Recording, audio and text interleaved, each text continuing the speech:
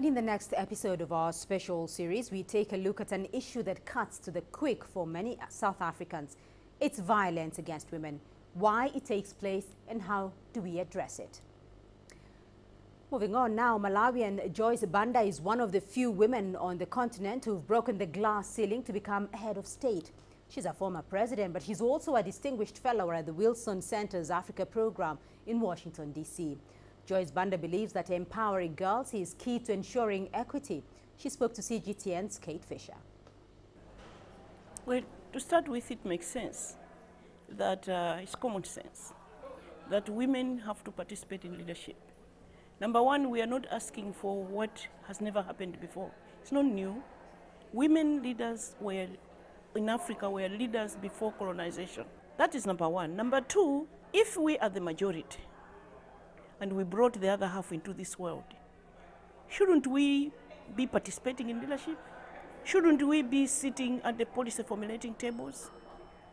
Thirdly, when women are in leadership, they bring attributes that men don't have. Women leaders love peace. Women leaders will engage in dialogue. Women leaders will take risks. Because women leaders will put people first. Women leaders always realize that they lead their nations at the pleasure of the people that put them in that job in the first place. And the way I define that, I always say that leadership is a love affair. Women fall in love with the people and the people fall in love with them. What is the most important thing that Africa needs to do to advance more women leaders? First, let me say that Africa is doing better than most continents of the world right now. Africa has had 4 female leaders: Ellen Sirleaf, Joyce Banda, Catherine Panza, and now in Mauritius we have a female president. So we're doing fine. We're doing better than most.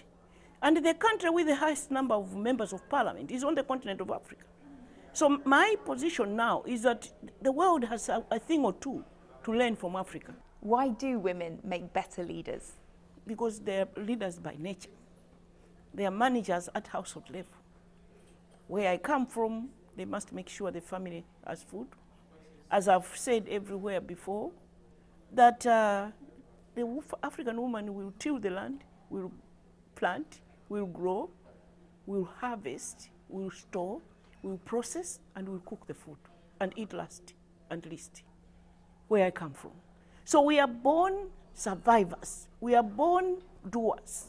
Secondly, when we get into leadership, because of that history, we are able to sympathize, to empathize with those that are less privileged.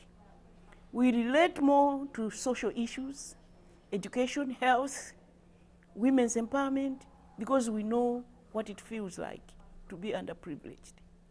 Women get into leadership and they love peace. Women take risks. For example, when I was a leader, I was told we were off track with IMF. In order for us to come back, we needed to devalue our currency by 49%. But devaluing any currency by 49% can mean the loss of votes and even the loss of power. A woman leader will not worry about the votes and the power. A woman leader will worry about the situation of the country and the lives of the people that gave her the mandate to be a leader in the first place. So in my case, I came to IMF, I met Christine Lagarde, I went home. It was not even a big deal. We devalued. But what I learned through that process is that it is very important for a leader to engage the people, explain, tell them what's going on. And women are very, very able to do that, because for them, it's not about power, it's about leadership.